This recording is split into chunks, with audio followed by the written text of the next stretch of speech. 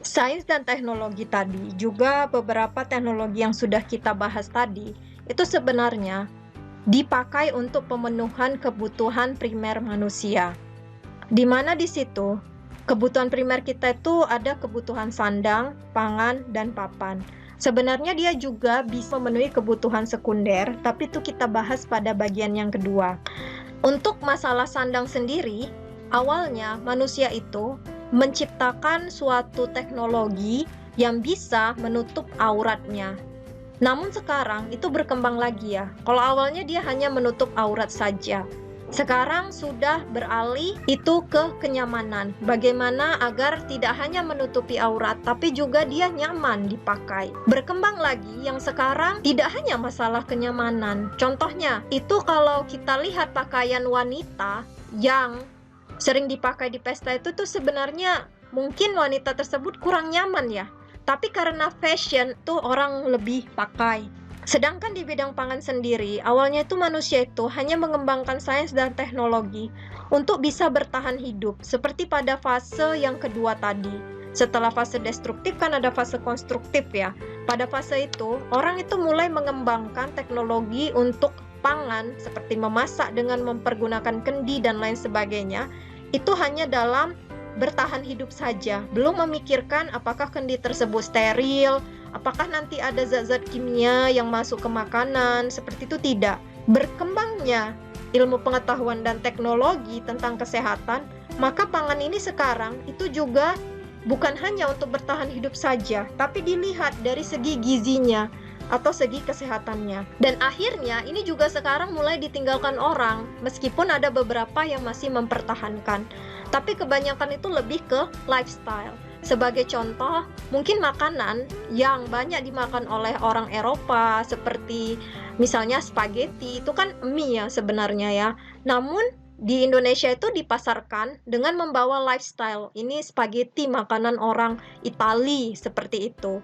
Jadi di sini ada perubahan dari sifat konsumen untuk bidang pangan sendiri. Juga sama untuk bidang papan. Kalau dulu hanya untuk bertahan diri ya dari cuaca dan binatang buas. Namun lama-kelamaan manusia itu kan mulai berpikir ya, tidak cukup hanya untuk melindungi diri dari binatang buas, tapi perlu juga di situ kenyamanan. Sehingga di dalam itu dia tidak merasa panas atau tidak merasa terlalu dingin ketika musim dingin tiba. Dan sekarang itu dia lebih ke keindahan. Makanya banyak desain-desain rumah juga. Jadi rumah itu dijual atau dipasarkan bukan hanya karena dia nyaman, atau bukan hanya karena dia nggak mungkin dimasuki ular, tapi juga indah, arsiteknya itu bagus. Itulah perkembangan sains dan teknologi dalam memenuhi kebutuhan pasar. Jadi harus menyesuaikan dengan kebutuhan pasar di masyarakat juga. Untuk sandang atau tekstil, itu yang diinginkan kita adalah material yang kuat, padat, kalau bisa dia tidak mudah kusut ya. Dan kalau disetrika itu dia bisa tahan, artinya tidak lama-kelamaan luntur atau terdegradasi karena panas. Tahan juga dengan bahan kimia, juga tahan dia tidak dimakan oleh hewan seperti ngengat, dan dapat melakukan penyerapan air yang baik, sehingga serat sendiri itu ada serat alam yang berasal dari tumbuh-tumbuhan, dan ada yang berasal dari binatang seperti wol, bulu, sutra, dan ada yang berasal dari bahan galian seperti asbes. Sedangkan untuk yang serat kimia atau buatan, itu ada yang diolah kembali seperti rayon, polinostik, dan setengah sintesis, contohnya asetat. Sedangkan serat sintesis ini yang banyak dipergunakan ya, polipropilen, polietilen. Mungkin kalau kalian lihat di baju itu kebanyakan ini ya, polyester. Nah inilah dia serat-serat yang sering dipergunakan untuk memenuhi kebutuhan sandang. Di Indonesia sendiri, Indonesia sebenarnya cukup terkenal ya untuk tekstilnya. Ada jurnal yang disebut sebagai Arena Tekstil. Jurnal ini diterbitkan oleh Kementerian Perindustrian Indonesia. Di sini tuh ada penelitian-penelitian mengenai tekstil yang ada di Indonesia. Sebagai contoh di sini, aplikasi kitosan. Kalau kalian tahu kitosan itu adalah kulit udang ya. Kulit udang, ternyata dia tuh sifatnya tuh antibakteri. dan dia dimanfaatkan atau diaplikasikan ke kain yang polyester selulosa, sehingga nanti kain tersebut itu dia bisa bersifat antibakteri. Ini bagus kainnya kalau misalnya dipakai untuk bayi yang rentan terhadap masuknya bakteri dan cepat sakit kalau ada sedikit masuknya bakteri. Seperti itulah dia penelitian-penelitian tentang sandang yang dilakukan orang. Ada lagi penelitian tentang aliran perdagangan pakaian, ada juga uji kekuatan tarik pada suatu kain, ada juga uji kekuatan sobek, karena kita tadi pingin yang kuat. Di luar negeri sendiri itu banyak yang mengembangkan smart textile. Nah, smart textile ini seperti apa? Itu adalah kain yang biasanya itu dia bersifat insulator ya, tapi dibuat menjadi konduktif, sehingga dia bisa memberitahukan kepada yang memakai kain tersebut bahwa ada gelombang elektromagnetik yang tidak bagus untuk tubuh terdeteksi oleh kain tersebut. Jadi ini dikembangkan oleh orang luar negeri, misalkan untuk baju orang yang bekerja di industri yang memang di dalamnya itu terlalu banyak gelombang elektromagnetik ya, yang mungkin kalau diakumulasikan itu tarafnya sudah tidak sehat bagi tubuh. Kita beranjak ke inovasi pangan. Kalau kalian lihat, ini adalah sawah yang berada di lantai bawah suatu gedung. Ini ada di Jepang. Sedangkan Indonesia sendiri ada mahasiswa ITB yang dia bisa menjuarai ajang kontes internasional di Amerika dengan memberikan desain menanam padi di gedung bertingkat. Jadi kalau selama ini kita tahu menanam padi itu horizontal, dia membutuhkan lahan yang luas. Bagaimana dengan negara-negara yang lahannya itu tidak luas? Untuk dapat memenuhi kebutuhan pangan di negara yang seperti itu, maka dibuatlah sawah tersebut itu dalam horizontal di gedung ini. Dan dia mendapatkan pengairan, itu berasal dari hujan, juga listrik untuk mengalirkan air-air di dalam padi tersebut, juga sumber cahaya, karena kalau tumbuhan butuh cahaya untuk melakukan fotosintesis, dia mempergunakan sel surya. Ini salah satu contoh inovasi pangan. Inovasi pangan lain oleh mahasiswa Indonesia itu tahun 2017 ya, ada mahasiswa IPB yang menjuarai, ada dua. Yang pertama inovasi pea noodle, di mana ini adalah mie berprotein tinggi karena bahan dasarnya itu adalah kacang tanah. Nah, ini latar belakangnya kenapa mereka ingin membuat pea noodle ini, karena adanya beban gizi yang terjadi di Asia Tenggara. Dengan adanya pea noodle ini, dia lebih banyak seratnya, lebih banyak proteinnya, tapi kalorinya itu lebih rendah, jadi lebih sehat. Ini menjuarai juara yang kedua. Inovasi yang kedua itu dinamakan sebagai cinat, di mana cinat ini adalah snack yang dari kacang juga, sehingga dia berprotein tinggi. Karena kebetulan ini kegiatannya ini dia mempergunakan bahan dasar kacang ya.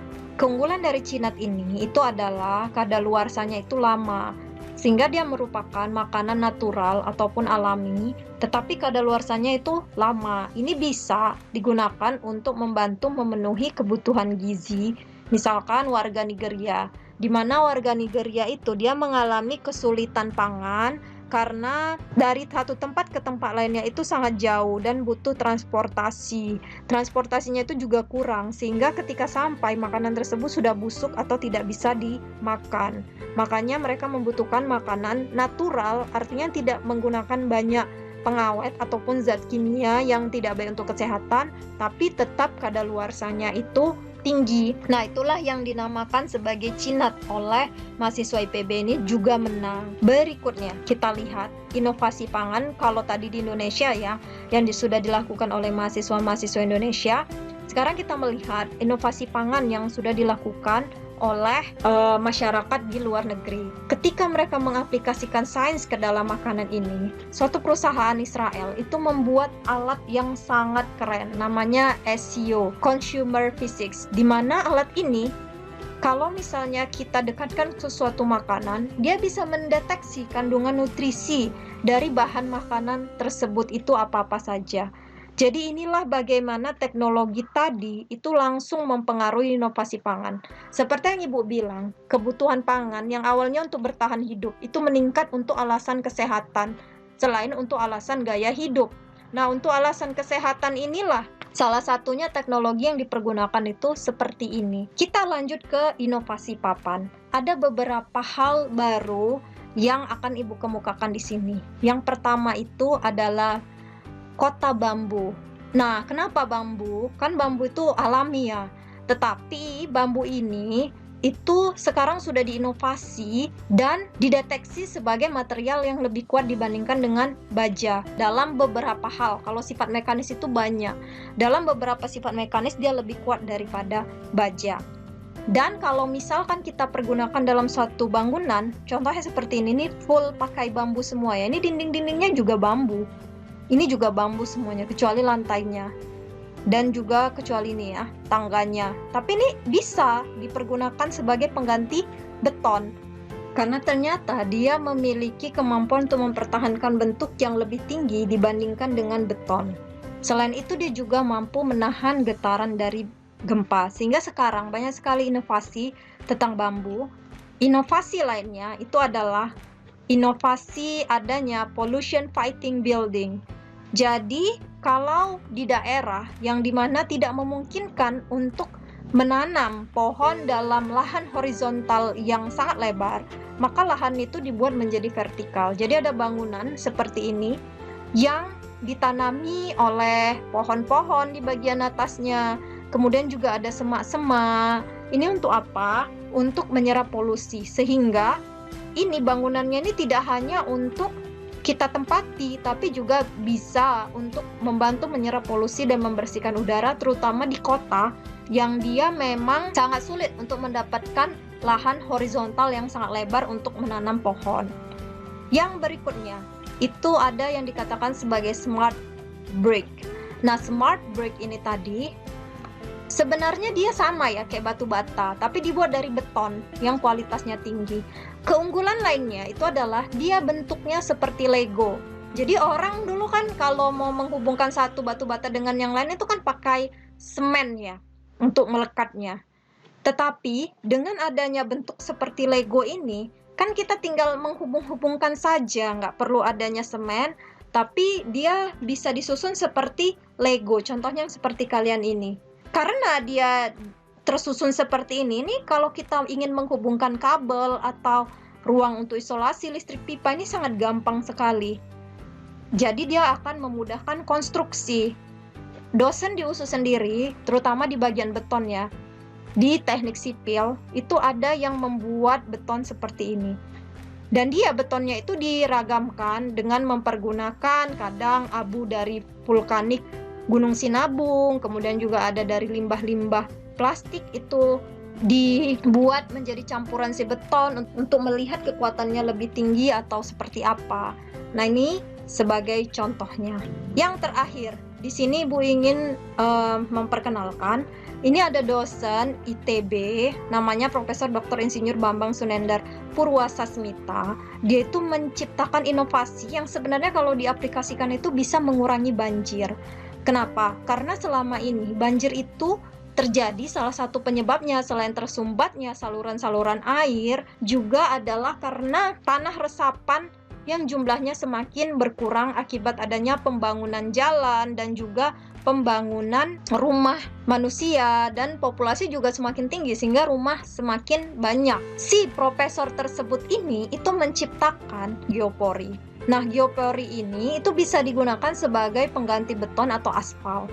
Dimana kalau beton atau aspal ya, dia mengurangi daerah resapan air karena dia tidak bisa menyerap air. Sedangkan geopori ini itu dia dapat menyerap air. Ini dicoba oleh profesornya sendiri. Dia siram air ke geopori tersebut, maka ini menyerap. Kalau kalian lihat di sini dia basah ya. Ini bisa keluar. Maka disebut geopori. Pori-porinya besar, tetapi sifat mekanisnya itu lebih tinggi.